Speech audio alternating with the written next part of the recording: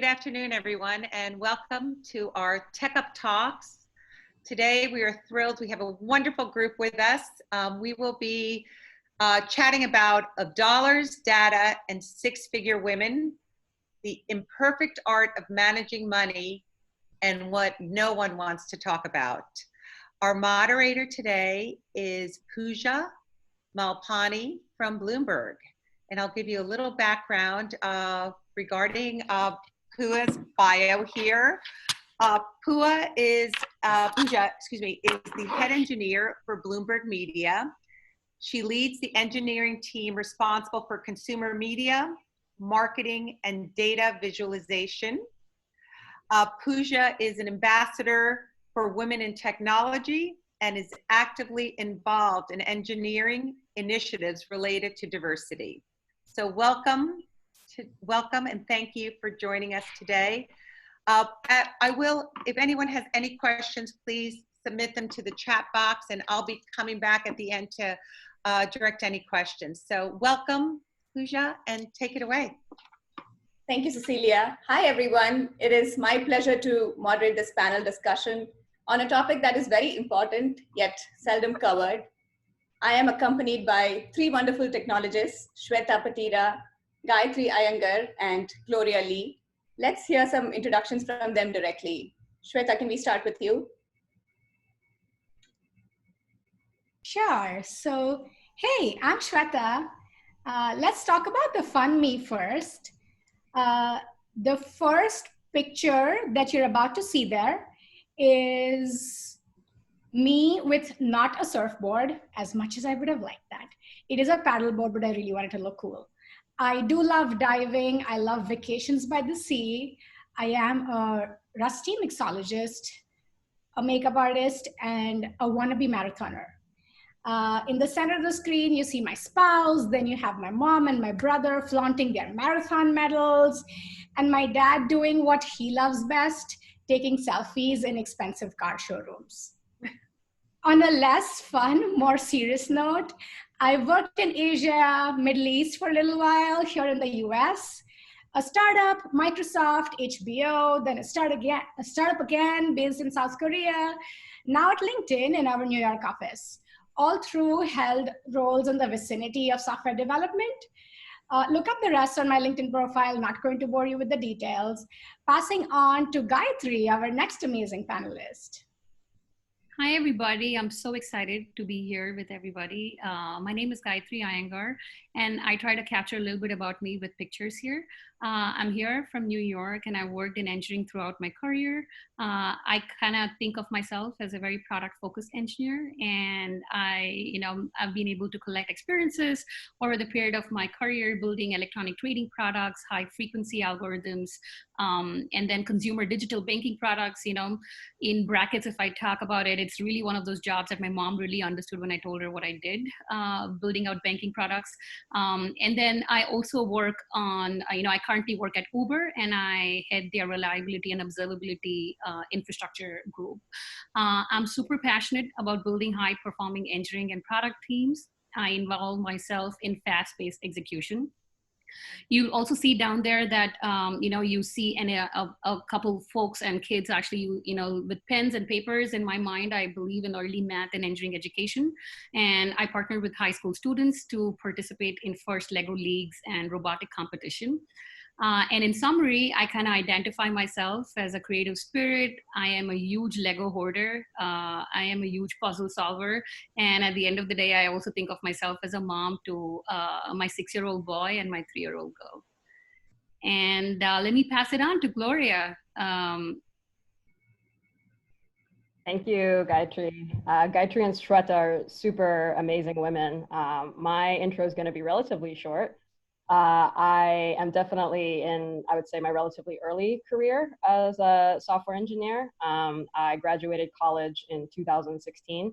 I've been working for what is now Warner Media Technology for 4 years. It was HBO Technology when I started.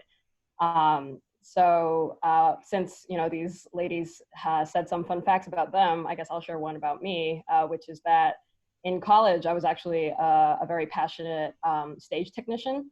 It was basically a part-time job for all 4 years while I was in college. I don't have any cool pictures from that, but I did stage manage a number of very amazing people, including 2 presidential candidates. So that was really fun. And if you're curious, the picture on the right is not that exciting. My dad drove us up Mount Washington. We didn't hike it. Great. Thank you for that. Now, before we get started with the discussion, I must mention a disclaimer. We're definitely not financial advisors and are representing our personal views on managing money. You should do your own research and make investment decisions that are suitable for you based on your circumstances. In the upcoming discussion, you will hear the experiences of the panelists and what worked and what didn't work for them. It'll give you a certain perspective. More importantly, we do this in the hope that it will spark some conversations on salary and wealth. This is an important step towards narrowing the gender wage gap. So at the end of this, if you, the listener, is inspired to discuss pay, investments, and other money-related topics with your trusted networks, your mentees, then we'll consider this panel a success. With that, let's dive in. I'll ask a few questions and then we'll do some audience Q&A. We'll first discuss financial insights and then move on to salary negotiation strategies. The first question is for all panelists. What was your financial situation growing up and how has that impacted your money mindset?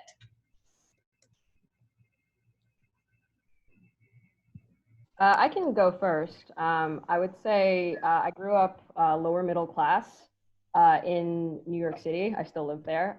My mom was the single earner for our family, and I have 2 younger siblings. So as you can imagine, raising 3 kids in New York City is not cheap. My parents definitely emphasized our education for all of us, but not just school. We did a lot of extracurriculars as well, which cost money. So my parents definitely, I would say, sacrificed a lot so that I could learn as much as possible. I was still in school when the 2008 recession happened. So growing up, I was, in my formative years, I was surrounded by people who, lost their jobs or spent a lot of time looking for jobs that they couldn't get. And I think in some ways that has made me kind of paranoid about my money. I'm very conservative in my spending. I have this kind of fear that my source of income can just disappear at any time. And that's definitely something that I'm working on continuously. Although I will say that COVID-19 has not exactly helped me overcome that mindset, but that is something I'm working on. I can go next. Thanks, Gloria. So very similar to you, Gloria. Until the age of 8, I remember a pretty fun lifestyle. I had all of these toys. I went to an expensive boarding school, but then we moved across the country and my dad, who was a single earner, lost his foothold. We ended up borrowing a lot of money from family and friends to invest in the market and lost most of it.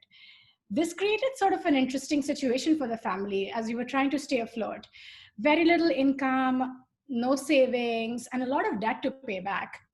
Then when I was 13, my mom sort of ventured out, found a series of small jobs so they could afford our education. So this was sort of life between the age of 9 and 19. And now looking back, I am honestly really grateful because I never slept hungry. And no matter how hard it was for them, they always put food on the table. So that was one aspect. But then also my growing years were against this sort of interesting backdrop where my parents were on one hand super insistent that I study. But on the other hand, there was also this sort of like ever-present sort of patriarchal microaggressions in the background, which sounded like, as a girl, you must be modest. As a girl, you must know how to live within your limits because you need to make for a worthy dependent to your husband. So the cocktail of these experiences had a very interesting effect on my psyche. That little girl voice in my head was always sort of stomping her feet and thinking, I will create my own rich life. Thanks to that little girl's determination, I have grown up to be a massive, recovering overachiever. But at the same time, I've also spent a bunch of time sort of unlearning some of these money imprints that my brain created when I was little. impressive stories, just two impressive backgrounds. I'll just tell a little bit about myself. I grew up in Bombay, Bombay, which is in India, and then I moved to New York at the age of 19. A little bit of similar timeline like you, Shweta. For folks who don't know a lot about Bombay, I just want to give you a sense about, this is a city with 20 million people who live in under top of buildings, slums, tarpaulin tents, bridges, temples, just everywhere. It's one of the most crowded city and also the most expensive real estate. The reason why I wanted to also talk a little bit about the city is I feel like a lot of how my family ran their finances was really driven by where they lived. The one thing that I also learned living in Bombay was just having that fighting entrepreneurial spirit that I actually see here in New York and I associate a lot with. In terms of just my growing up, I grew up in a very hardworking middle class. Both my parents worked and they over-indexed on quality education, the thirst for knowledge, and having a great work ethic. So I also feel like my family was super conservative financially and they were super organized with money. My early memory of how my dad used to save was at the end of every month, just after he got his paychecks, he actually had 10 different envelopes, one for food, one for expenses on travel, one for education. And he would actually go and put some money in each of those envelopes. And he would not dip in more than he can afford of those envelopes. For all those Gen Zs out there, I know this kind of sounds so archaic, but think of it like the Mint-like app that you have, or if you go to Chase, like the stuff that Chase Journey allows you to do. But then this just gives you a clean breakdown of how to manage your money and your expenses. I do feel like, growing up in a city like Bombay and seeing how my parents were fiscally conservative, a key takeaway that's really ingrained in my mind is to constantly stay in my own financial lane. And I feel like, that's taken a huge impact in the way I manage my money today. Building on that, what avenues have you explored to earn or save money? Could you share one thing that you did to help your financial journey? Sure, I can go first. I would say since, I am in my early career, coming out of college, my top two priorities were to pay off my tuition debt and to set up an emergency fund. These are not very exciting financial goals and they sound pretty straightforward. But doing those two things definitely helped me feel more comfortable and gave me more sense of mind to pursue sort of other financial strategies. So I would say, in terms of advice, right, this is all dependent on your own situation, like all of us do things differently. But I definitely did a lot of research. I like to do upfront research and then kind of just set it and forget it and let, technology and time kind of do the heavy lifting for me. So definitely, researching like high yield savings accounts, absolutely maximizing pre-tax contributions as soon as I could get them. But the emergency fund was really important, right? Like the high, level overview is that you want to save 3 to 6 months of living expenses. So, your rent, your utilities, insurance is definitely something that I forgot to calculate when I first calculated my insurance, my emergency fund, groceries, stuff like that. And all of that gets saved in a high yield savings account. So it's definitely security for, large surprise expenses like medicine or if you get laid off. But historically, for women and for people of color in particular, it's the idea of freedom to leave a bad situation. So like a bad job or a bad relationship. So in some circles, this is known as the fuck you fund because it empowers you to say that to people or situations that don't believe in your worth. And so that has definitely been really important for me. And definitely start small. Any amount is really helpful. 3 to 6 months expenses is sort of your goal, not your beginning target. But once you have the max amount that you're comfortable with, then you can start sort of looking into other financial strategies like I'm starting to do. As for debt, I definitely prioritized tuition debt, but that was only because I didn't have other higher interest debt like credit card debt or auto loans, things like that. And I live in New York, so I don't have a car. I'm not paying a mortgage. And all these things are definitely factors you want to consider if you have different sort of tiers of debt. But I did have different amounts of loans. And there are different strategies you can look up for debt repayment that will help you sort of prioritize what debt is more important to pay off first. Great ideas there, Gloria. I could go next. I would just say, the way I think about this is, I started small, but I really aim to save big. And as a student and early on in my career, I was actually able to secure scholarships to fund my graduate and undergraduate education, to a little bit like how Gloria said, which is I doubled down on paying out my tuition debt, and I did multiple paid internships that also helped me get there faster. After I got through that, and in my early career years, once I started doing it, I started looking for ideas to make my money work for me. And I kind of love this old saying which says that the best time to plant a tree was 20 years ago, and the second best time is now. And that especially applied to me when I was looking at real estate investing. So at the age of 24, I saved aggressively and I bought my first apartment, which actually then I was able to rent out and cover the whole expenses. This basically taught me fiscal responsibility at a very young age. I actually wanted to share a few concrete things that I did during that time that actually worked for me at that time. I considered an FHA loan, and this is a great option for folks, and especially for folks who are much younger and they don't have the full down payment, to just put 3.5% down payment towards a house. I also focused on investing in residential real estate because I felt like that was more affordable for me as compared to commercial real estate. And I also had to deal with fewer tenants. It's surprising how much of responsibility you get to learn doing all of this. And another thing that I actually learned was trying to keep my, monthly fixed costs at, less than 50% of my overall salary. And I just wanted to spend a minute on what the fixed cost meant.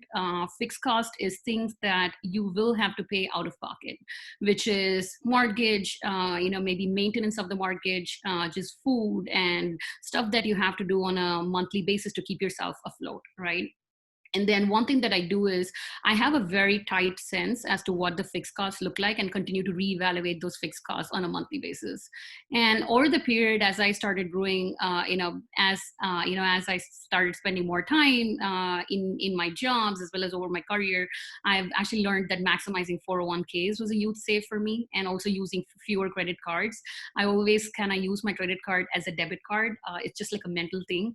But then, those have been couple different ways that I like to run my show. Wow, that was all super amazing. I was taking notes. I like to save money, but I also love spending money. My money flow is, let's talk about savings and investing first.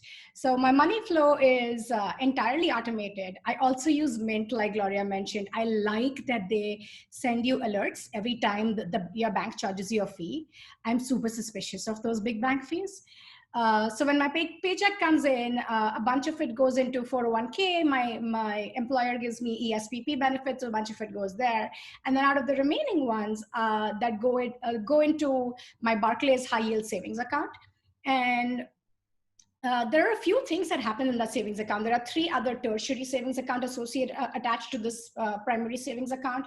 One is for family support. So if my parents or my in-laws ever fall sick and need elective surgery, if my brother needs an advanced degree, they should never have to worry about money. The other savings account is travel savings. We love traveling. I love diving. My husband loves laying on the beach, and we want to do it entirely guilt-free. And we want to eat the best food when we are traveling, and we want to do it without having to worry. So that's my other savings account. And then obviously there's an emergency fund savings account. Also, every 3 months, my money from a bunch of money from the savings account gets auto transferred into my investment account in Fidelity, which I manage as a combination of stock index funds and bond index funds. I'm yet to venture into real estate like Gayatri, but that's going to be next on my list. A quick thing that I would love to say is I have learned to manage my credit score pretty well. When I first came into this country, I really did not understand credit scores. They're complex, just like the healthcare system. But since then, I've geeked out on it massively and managed to bring it up to over 800. So I pay all of my credit card dues on time. And of course, I'm privileged, right? My tech income allows me to pay my entire credit card dues on time. So that helps. The next is I have about 4 or 5 credit cards, but I do not open any new ones. I do not close out the oldest ones. So that helps my credit score as well. I only use up to 15% of my credit limit. So that helps bump up my score. Again, a good tech salary is able to afford me this. When I had a $900 credit limit as a student, I ended up maxing out all of it. It was hard to keep my credit utilization low. But all of these things have definitely helped bring my credit score up from nothing to over 800. Thank you. I am also taking notes like you, Shweta, and I'm learning a few new things to try. Before we move on to salary negotiation, here are some statistics. 32 cents. According to JP Morgan Chase Institute, that is how much single women have for every dollar of wealth owned by their male counterparts. The disparity is much greater for single women of color. On average, women make 80 cents on the dollar compared to men. So there is a gender wage gap. And less discussed, and perhaps even more important, or more concerning, I should say, is the gender wealth gap, the discrepancies in net worth between men and women. There is also research that shows that women initiate negotiations significantly less often than men do, and when they do, they ask for 20 to 30% lower raises than their male counterparts. That's a wide gap. And if you extrapolate that to somebody's entire career, that's not an insignificant gap. Gloria, question for you. Have you ever negotiated? I have, actually. I did not negotiate my job offer for the job that I have now, which looking back, I definitely should have. But I negotiated my last internship, oddly enough. I was all right with the offer that I was given, but I had a competing offer from another company that was compensating me 3 times as much. So that really should have been a no-brainer, but I really wanted to work for this company. So I reached out to the intern coordinator and just, let her know the situation, because I had already verbally accepted, and I was going to rescind that. And she actually reached out to the manager that I would have interned under, and he really sold me on the quality of the projects and the amount of autonomy I would have. But, I said, that's amazing, but the financial compensation is really what I'm talking about. And he escalated to the VP of the engineering department, which blew me away. And the VP worked with HR to a little more than double my offer. So they didn't quite match the competing offer's financial compensation, but I was already so impressed and amazed that this company would make all this effort for just an intern that, accepting was really a no-brainer. And I think it was definitely the right choice. That's very inspiring. When I got my first job offer as a full-time employee, not an intern, I remember being so happy. And even, I considered myself lucky to get the opportunity. Negotiating didn't even occur to me. And when I told some friends who are also mentors, they said, you never accept the first offer. So I learned that lesson for life as well.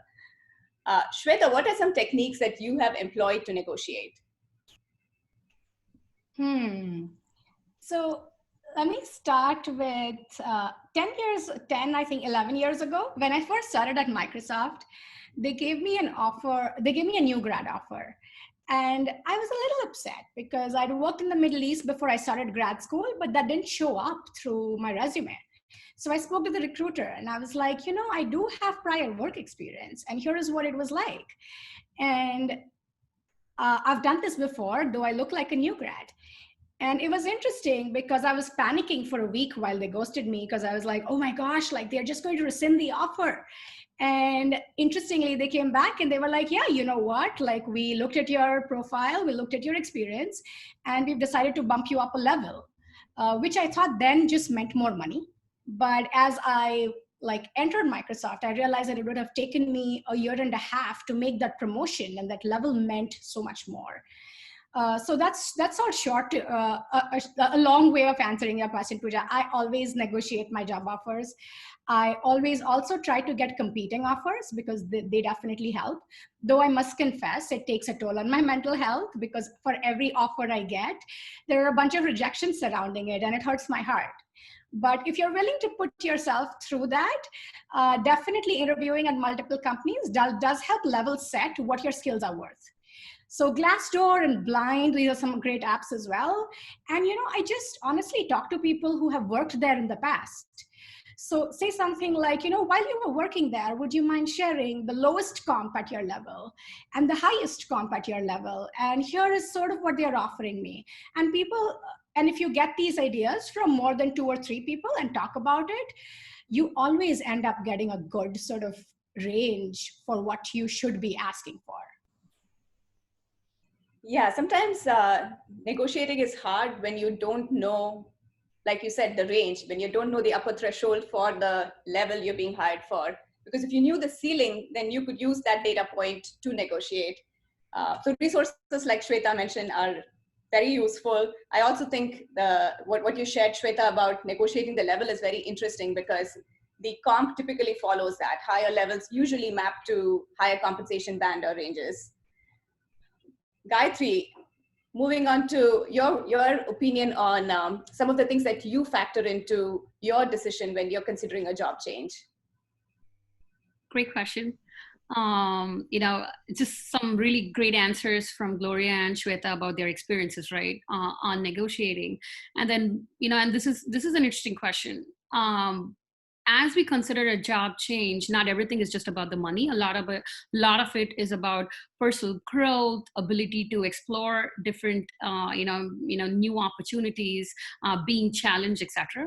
But then interestingly, as I was, thinking about this, I've also read that, approximately a little less than 50% of all new job seekers are really driven by the hope of finding jobs that pay more than their current ones. And that's really the primary factor that they want to be able to find a new role. So in my mind, if I were to think about what were all the aspects that really care for me, I could list a couple, right? So when considering job changes, obviously salary is top of the mind, but then after that comes health insurance, retirement benefits, 401ks, and then also 401k matches are a key. And I also feel like, over the period of my career, what I expect from the company has actually changed. As I was younger, much younger in my earlier days, the first 5 years of my career, I was super focused on getting an MBA. And, I was super focused on ensuring that my company actually helped sponsor an education like that. An MBA could easily be like a couple $100,000 if it is from an Ivy League school. So just as an example, having somebody who is able to, who's open to encouraging a conversation like this gives me a huge green signal about the company itself. I feel like that today for me in this category and this phase of my life is really replaced with continuing education opportunities. Are there life coaching opportunities that the company provide you? What kind of mental wellness opportunities does the company have that I can think of as as part of their package? And another interesting thing is even prior to COVID, I really appreciated some kind of flexibility to my role.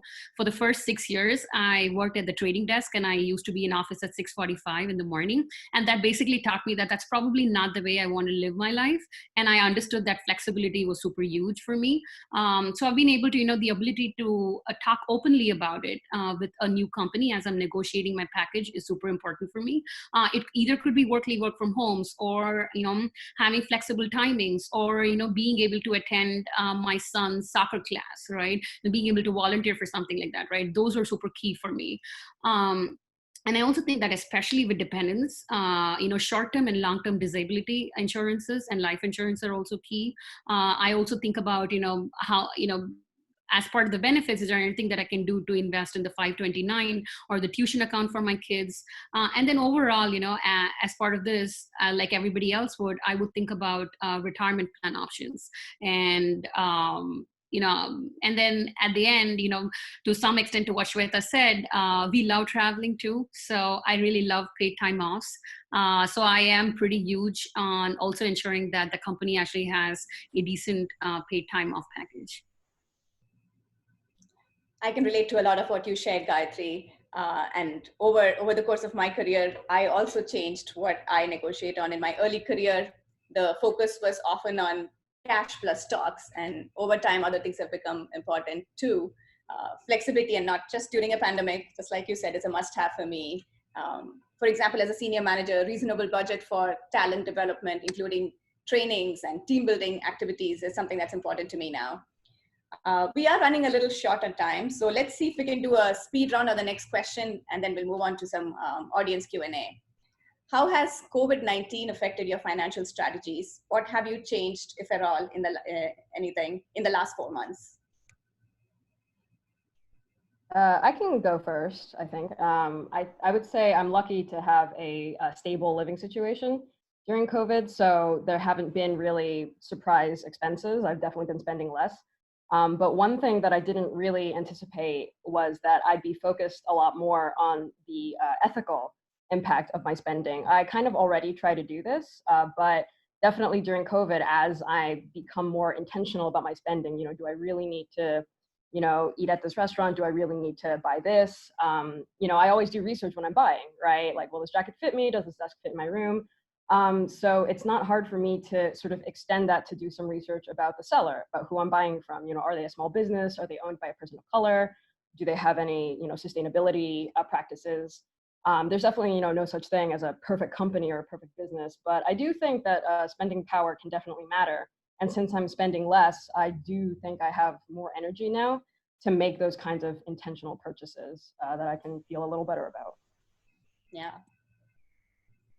I mean, I could go next. As part of 2020, I always wake up on Jan 1st and I have a bunch of resolutions. This time, our resolution for, I don't necessarily keep up to all of them. But this time, one of the resolution as a family was, we kind of coined it to be stop the leak, which basically means unnecessary subscriptions, non-meaningful things, those insane number of clothes that we buy for the kids that they no longer need, just normal things like that we're going to stop. And as usual, around February, I did not keep up to it. But then COVID hit us, and I'm thankful that I still have a job. And then you just can't go out and buy any of these things. And I realized, being on the other side of COVID, that it's actually okay to not have any of this. So in a way, if you ask me how COVID has hit my, has affected my financial strategies, I've been able to go Marie Kondo on it. And I probably will continue to do that for the rest of the year. I have a slightly different story. So we are both grateful that neither of us have lost our jobs right now, but we're also spending a lot of money because we're paying rents in 2 expensive cities. Seattle is a city we are moving away from, and Manhattan is a city we are moving into, and we have 2 leases signed and 2 rents. So it's a lot of money that's leaving our bank account right now. Also, with the markets being super volatile, I am keeping 30% of my assets in cash so I can buy low. Thank you. Cecilia, over to you. We're happy to answer any audience Q&A. Sorry, let me start here. We have quite a few Q&A, so let me start. And first of all, thank you. Thank you. This was absolutely fabulous. So thank you for joining us. One of the questions here is, as an advocate for lifelong learning, we would love to know how your career started and how it led to your current role. Can we start with you, Pooja? Sure. I don't know how far back I go, but I used to be a math buff. I really enjoyed math, and I found my way to computer science pretty young when I was a teenager. And I guess I was fortunate to be passionate about a field that was also up and coming, and there were lots of opportunities. I did my undergrad in computer science. I did my master's in computer science as well. Found an internship at Microsoft. Did not negotiate, should have, but did not. And then went back as a full-timer to Microsoft as well. I am going to tie the response with some of the things we talked in the panel as well. But learned a few things along the way, primarily by talking to my network. I had some friends who were unofficial mentors, in the company in senior levels. And so really got a lot of advice and coaching. I shared my salary with them, and again, got a sense of, if you want more, then these are the kinds of projects you need to work on, because if you just go say, I want more, what's that based on? And so that was helpful. I did not contribute to 401k the first 6 months of joining, because I was so happy to see this much cash, which was a lot more than what I was making as a student. And I could go eat at a restaurant, at any restaurant I really wanted to. And so I enjoyed that for about 6 months, and then decided to be a little more responsible got a lot of advice, like I said. And over the course of my career, realized that I'm not too bad at management. I had a really good manager who really, helped me or put me in some situations where I acknowledged that, okay, this is probably a viable career for me. Fast forward to my time at HBO, where I worked on some cool products, including the streaming platform, the subscription platform for HBO. And then a couple of years ago, joined Bloomberg, where again, I lead an amazing team of engineers. Yeah, that's my story. Great. Thank you. Would anybody else like to share their story? Shweta? Sure, mine is not as streamlined as Pooja's is. In my family, there was a running joke that you could either be a doctor, an engineer, or a failure. And so I became an engineer because that was my only option. Well, in hindsight, it worked out and I really like what I do. But overall, we didn't have a lot of money to send me to engineering school. My parents took up a couple of loans for my undergrad, and then I took up a bunch of loans for my grad school. Worked in Dubai for a little while, for 2 years. Very, very, very low paying job, was in the software consultancy role for a little while. Tried that and I figured I like software development a lot more. And so I went to school to do my master's. And then since then, it's been a fun journey. It's been in the software development role since. I've worked on holograms and videos and cool stuff. So yeah, that's been my journey. Fabulous. That's great.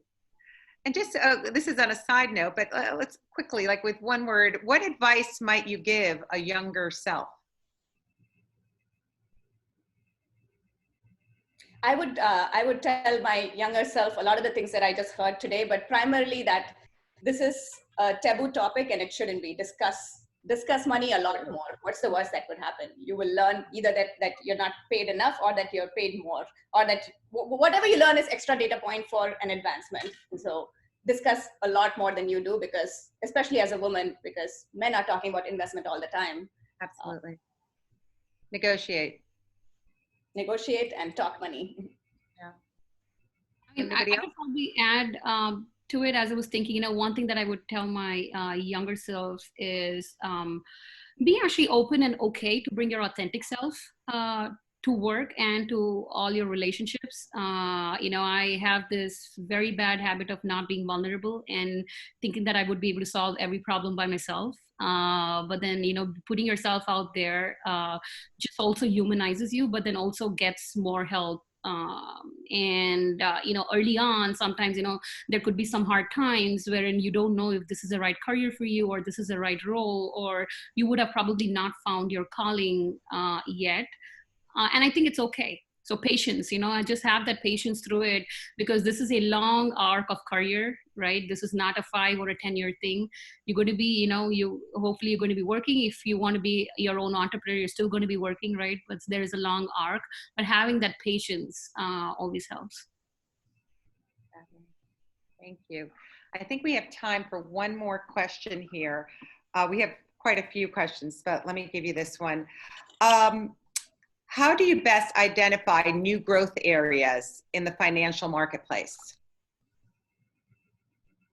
Pooja, would you like to start? Sure. Being in tech, I have a strong bias for tech because I feel like I understand that domain better than other domains. But again, I'm going to draw parallels with engineering. I think having some basic understanding is helpful.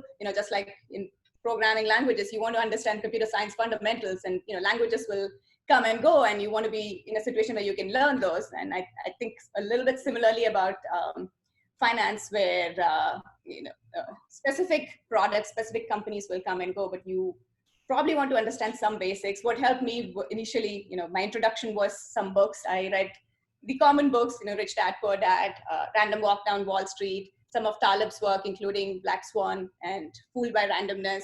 Daniel Kahneman's Thinking Fast and Slow is pretty good. And so I find myself drawn to certain tech sectors, but usually my personal philosophy is I invest long, which means I focus on a few domains, a few companies, and I do a lot of analysis. Over time, really, I now follow some folks on YouTube and social media because I've come to treat those as credible sources for analyzing specific domains, businesses, or stocks that I am interested in.